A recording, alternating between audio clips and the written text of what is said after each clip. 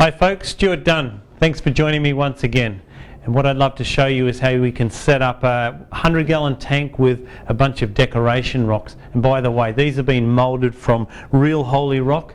And real Holey Rock, as you know if you've ever picked it up, is very heavy. It has some great advantages. It has some beautiful holes in it. And they interlock quite well together, so you can create some good formations. But you know, they are heavy, and they really don't often have big holes in it where the fish can swim right through. Whereas ours, and we just grab them and we can cut those holes in them, and by no means would you ever want to be putting that in if that was a real one, and then you drop it or it falls over once you've built the whole back wall with the rock stacked on top of each other. So I'd love to just show you why these are a great advantage to using those. And we've got a selection of, what have we got, 1, 2, 3, 4, 5, about 5, 6 of these, and watch what we can do with a tank in a very short period of time. So I'll just put the real one down. And one of the things that I want to show you also is the fact that you can get these, and this is quite a large rock, so you imagine if that was a real Holey Rock, you know, firstly there's no way in the world one person's going to pick that up. But might look a bit funny seeing for the first time. You can actually bend and twist these, and the great thing when you do that is if you bend it and twist it without seeing the back of it, you can create these big canyons and cavities for the fish to swim through alongside the holes that we've cut into it. So in a minute I'll show you how you can cut those in, but let's get started with just putting this big decoration rock straight into the tank.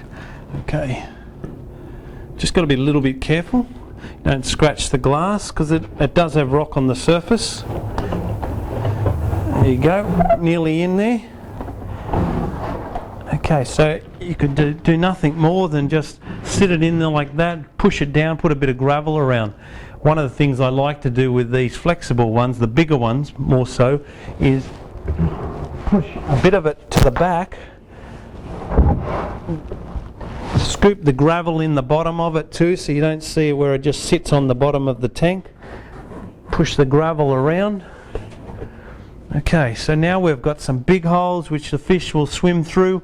If you wanted to say have another hole here or another one there, all it's a matter of doing is getting a really sharp knife, which is a kitchen knife, and then grab the rock, choose, so you choose the part from looking at the front of it, then you turn around the back here, and if you just have a close-up look here, all I'm going to do is get my knife and cut through here.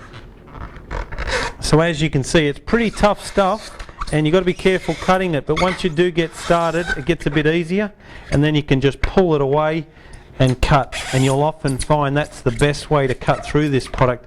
Once you do get started, you get the other bit that you're cutting off and you pull it away, or you get somebody else to pull it away as you push your knife through it. So there's one hole. Just have a quick look at that. Looks pretty cool, hey? And let's do some more. So here you go, this is the example after I've cut about 10 holes in the background. You really will find if you have plenty of fish, they'll be swimming and playing all throughout this, and some will create homes in it and behind it, but they don't stay at the back of it, they come in and out, and that's what makes it look all the more inviting as a living aquarium. And that's really what it's all about, is making it beautiful for your fish so they feel at home. So this is a great option to use compared to trying to get big heavy rocks with big holes so your fish can swim through into a glass environment. So I might use this, I might not. I actually like using another one, which is this other flexi rock here, and a little bit similar to the big one I've got in there, but a bit smaller.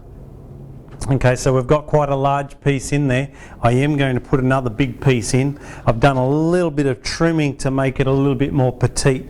By the way, there's heaps of these pieces that you don't need to do anything with, but for the handyman who loves to play around, the hobbyist, by all means get in there and cut away and make it more exactly how you want. But you know, if I put some of these smaller rocks in like I've got here, just nestle those in, you know, a few plants and what have you, that's it, you don't need to do any more. I like to keep going and make it a little bit more dramatic, so I'll use this big one here, I love giving the fish more places to hide, and so in this case just nestling it once again into the gravel, pull the gravel in and behind it. That also helps anchor the rock in place. So that can just sit like so. Next thing we do is we'll grab some of the plants. The plants, these particular ones that I've got, they're indoor plants, they're plastic, they don't harm the fish at all. You can bend the base of them and then hook that one under the rock or right into the gravel, as I've done with this little one down here. Maybe that can go at the front here. Okay, big one at the back.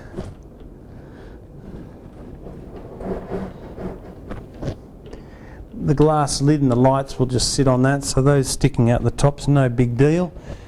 Some lower plants at the front here. Once again, I'm using artificial plants. You could use real ones or no plants at all. Still look pretty good with no plants, just a lot of rocks for your fish.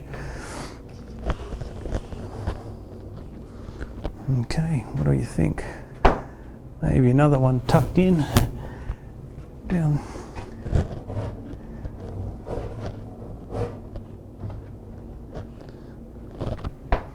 Okay, so that's it, no background, just a bunch of nice decoration rocks put in with a few plants, and really that's ready to go with some fish. Now just put the water in and put some fish in, and glass goes on top, the lights go on top, and it's done.